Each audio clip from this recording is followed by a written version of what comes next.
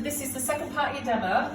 Okay, this is on the chimney brass, and what I'm going to show you here is going round the external corner and butting up to the last bit. Okay, so again, my 2/3 fold is on the top, and if I open like that, I'll see my T. So always check you've got it the right way up. Make sure you've got your T on the top. Alright, so I've got all my tools on me ready. So I'm going to do exactly what I did when I did the plumb line, and I'm just going to drop the back of the paper down, lift it up away from the wall, have my 50mm, and then I'm going to put it onto the plumb line like that. Okay. This paper is really good at butting up. It almost looks seamless. Okay, you can hardly see it's a really good paper, this one. Once I've got that joint on there, we'll get the smoothing brush. Make sure it's applied. Okay. What I need to do, because if I go down now, that's the weight of the paper's going to take it off. So I just want to make a small cut at this corner. Okay, just like when you did your envelope cut and you're looking for the corners, what you're going to do, if you imagine if you cut in that direction where that curving is, okay, you'll be right. Cheers, Simon. So if I go down to that corner, so I'll put my finger right on that corner, down like that. Now I've released that pressure and I can go around the corner. Okay? So once you've got it on, this bit, smooth it tight around the external, just like you did when you was doing your wood chip. Okay? You want a nice tight corner. Alright. That's okay like that, so I can come down.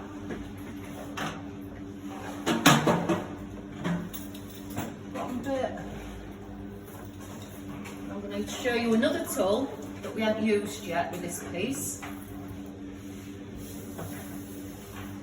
Absolutely beautiful joints.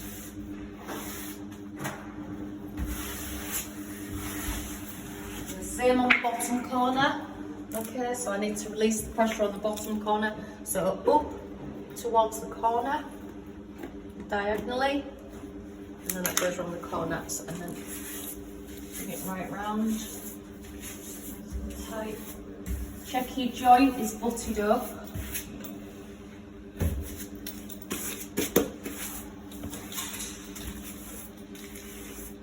Make sure you're pushing the air out. As I say, this paper is quite strong, so you can put a lot of pressure on it. Push that air out.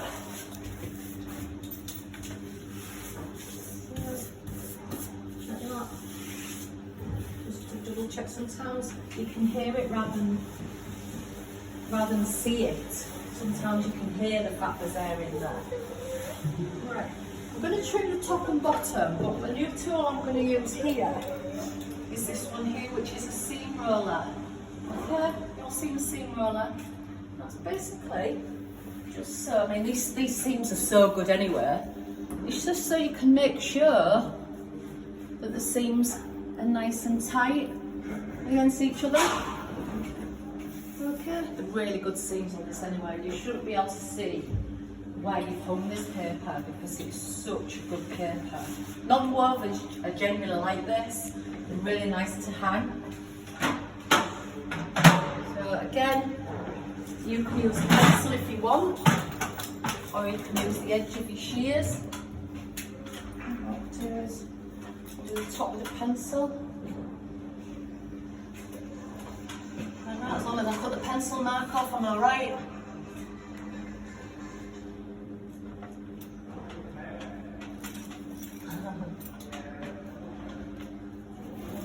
Don't be afraid of bringing your paper away. You've got hold of it, okay? It's not going to fall to the floor, so don't be afraid of it.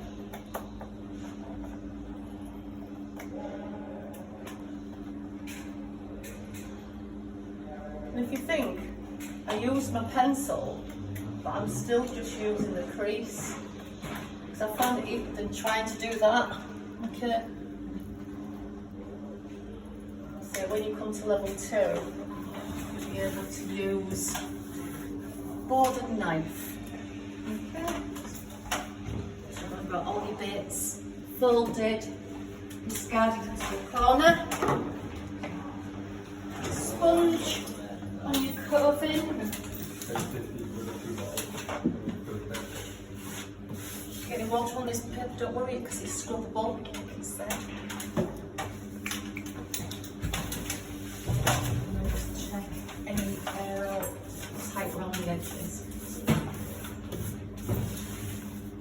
Spend your time with this and make sure you do clean your coving and your skirtings. We don't want any leftover paste on either, because when you come to paint them, sorry, not your coving, it's finished. What will happen with your coving is it will go yellow.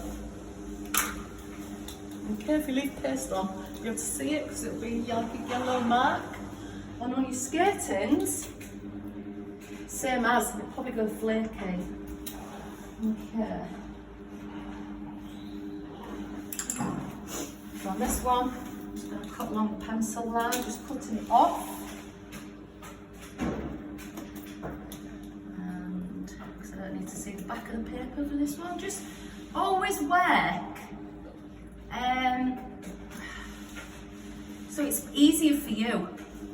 Never try to do something that is awkward. There's always going to be an easier way. Maybe left a little bit too much pencil on that one. Rather not cut it short.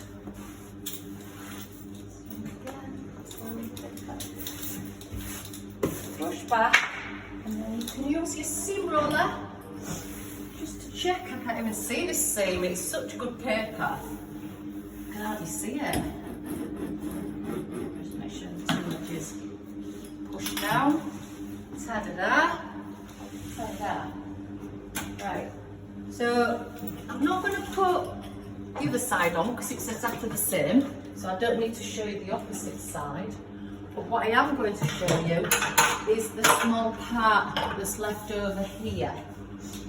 So because I'm only going to do half of it, I'm just going to paste half of my paper just like you did when you was doing wood chip.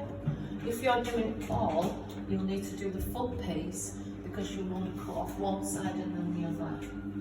Okay, so my last piece, I'm going to put a slither in there and a slither in there. So I'm not going to do the whole thing, so it'll just be repetitive. So let me think, which edge do I want? Yes, I want this edge. You still just do 2/3 and 1/3 fold for this. Any questions while we're pasting? No? You know when you roll over like this? Yes. Why do you do that? To stop it rolling back when you turn it over, Salmon.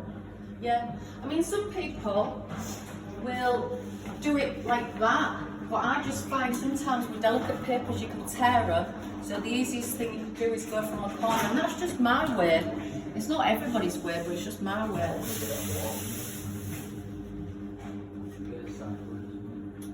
So again, always protecting the board. Part of your assessment is to keep the area clean and tidy as you work. And make sure you take your hairs out this time. If you've had any last time. Make sure these edges are totally aligned, especially when you're doing this. Okay, I mean, I'm always lifting that paper up at the bottom because I don't want to drag it about on the paste. So, that's ready to cut straight away because it needs no soaking. I think my ruler is behind here.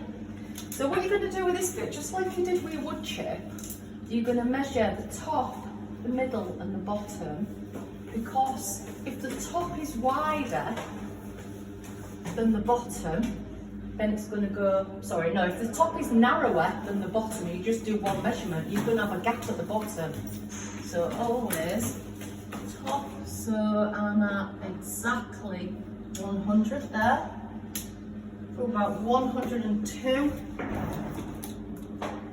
100, 100. I'm just going to go just over 100 and that'll fit in there really nice. So Mark your rulers if you want to. Okay, just like that. That helps. Make sure you've got no obstacles in your way when you're doing this. Alright, because we're walking backwards. The paper is right along the edge of the board like this. Don't matter if you start that side or this side, if you're left-handed, right-handed. Clamp the ruler between your finger and your thumb, like that. Okay. Make sure the edge of the paper is aligned with the edge of the board, and the mark on the ruler is right on that edge. So, pencil. Now I always put my finger against the end of the ruler like that.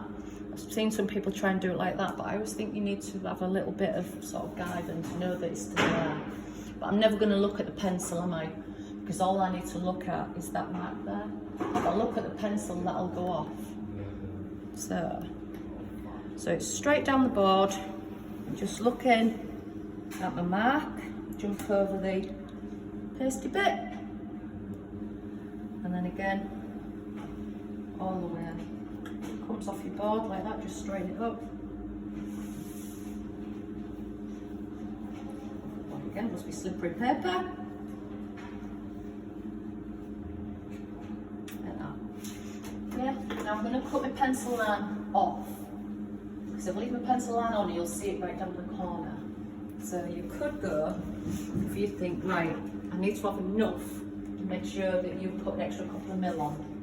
Yeah? So all the way down now, straight from the top. Cut this off. Quite tough, this paper, cutting through two pieces. And you've been cutting through your wood chip, haven't you? So you know what? Some papers are hard to cut through, but this one is quite tough.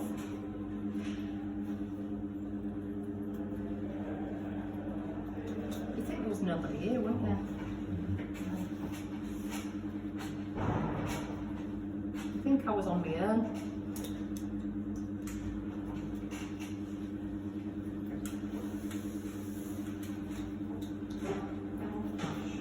Now if you want to come round in sort of behind Gary or to this side, you might want to move so you can see.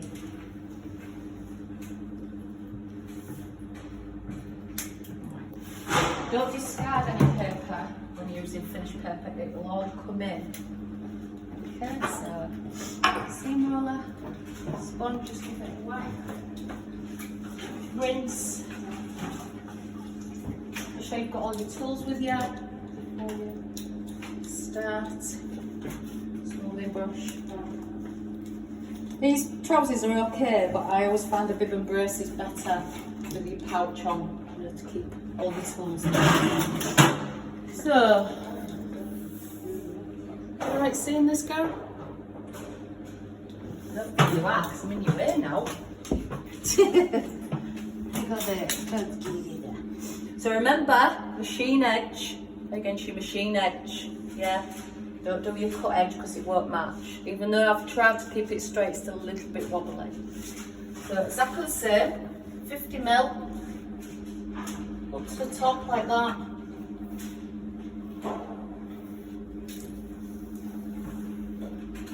Down, down, down, down, down. Button up, all the way. Da. Easy as that. Yeah, it's really easy, this paper. You'll like this paper after you've used wood chip. Just pass that some over. Thank you. That one just needs a little bit of a press down. With a seam roller, and all I'll do is I'll trim the top and the bottom. If you've got some that goes around the corner, if your edge starts off maybe 100 and goes to 120, obviously you'll do yours at 120, but then you'll have some to trim off.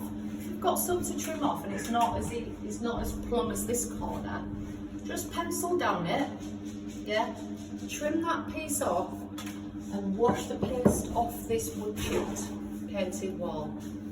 Okay, is that alright? You'd wash it off straight away. Yeah, this one is quite forgiving because it's a scribble paper. When you're working with delicate papers, that's why you just need to be extra careful all the time. But yeah, it does happen, but you just have to get it off straight away. Okay, there's not many papers that you can't wipe, but there is some that would look at it in level 3 that you couldn't wipe. Alright. Yeah. Are they the ones that are like a velvety? Oh yeah, like flock, yeah, you struggle because once you wipe it, some of the flock comes off and you have to be really careful you don't get paste or leaf paste on. What paste will do when you get it on the face, it'll either yellow or it'll go shiny and stain. Okay, so if you've got, say, a white paper that's one of these Laura Ashley papers that have a nice pattern on, and you leave a stain on it, it'll either shine or it'll go yellow. So you've got to be really careful with the adhesive all the time. All right. Yeah. Any more questions? Yeah. Great stuff. Right then.